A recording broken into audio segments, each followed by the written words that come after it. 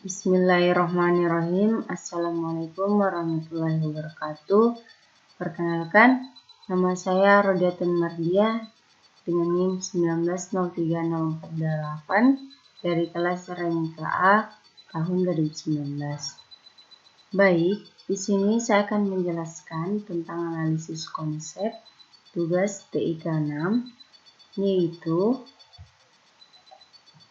menjelaskan alur pelayanan yang ada di puskesmas.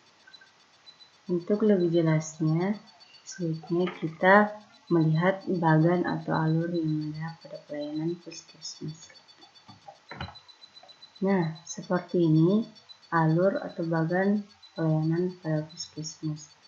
Pertama-tama, pasien datang ke puskesmas, kemudian dilihat dari keadaan si pasien. Apakah dalam keadaan emergensi atau gawat darurat atau tidak dalam keadaan gawat darurat. Nah, di sini saya akan menjelaskan untuk yang pertama, pasien datang ke puskesmas dalam keadaan tidak gawat darurat.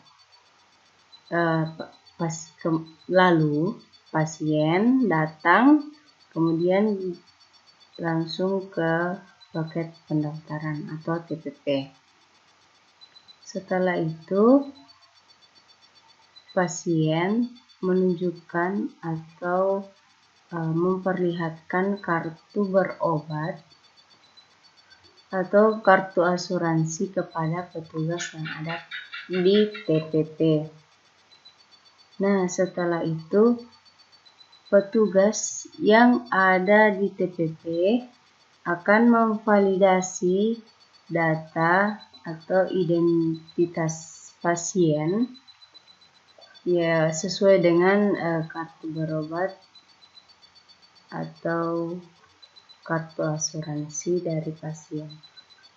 Kemudian setelah menunggu beberapa saat, petugas akan memanggil pasien dan mengarahkan ke poliklinik atau laboratorium.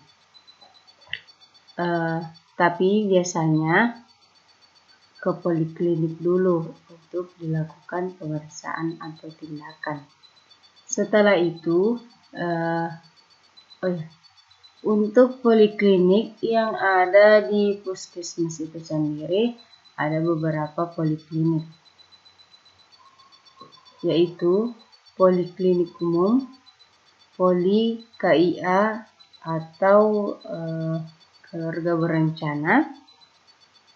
Kemudian ada yang namanya MTBS, yaitu manajemen terpadu balita sakit. Selanjutnya tindakan, kemudian yang terakhir laboratorium.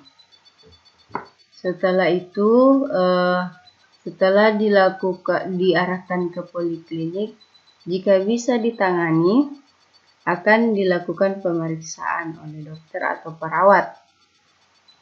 Setelah itu akan diberikan resep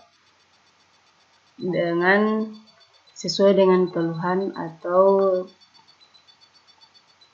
penyakit pasien.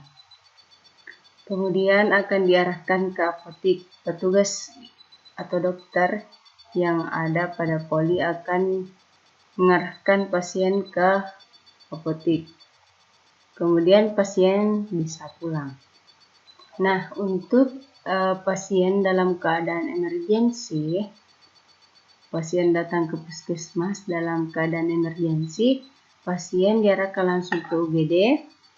Kemudian setelah di UGD akan dilakukan pengecekan apa-apa saja, akan dilakukan tindakan. Kemudian kerabat atau keluarga pasien bisa melakukan pendaftaran ke unit TPP atau loket pendaftaran untuk juga dilakukan validasi data.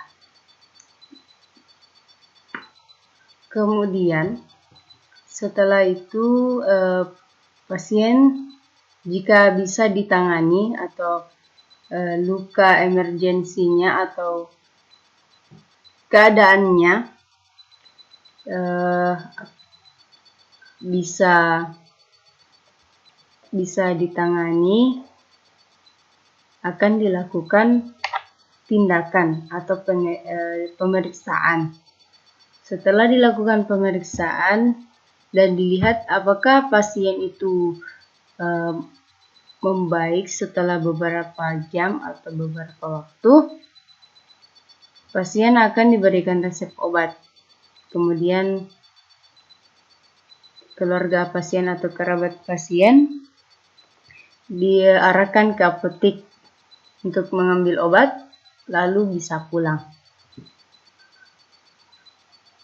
Ya, nah jika pasien dalam keadaan emergensi dan puskesmas itu tidak bisa menangani, akan dilakukan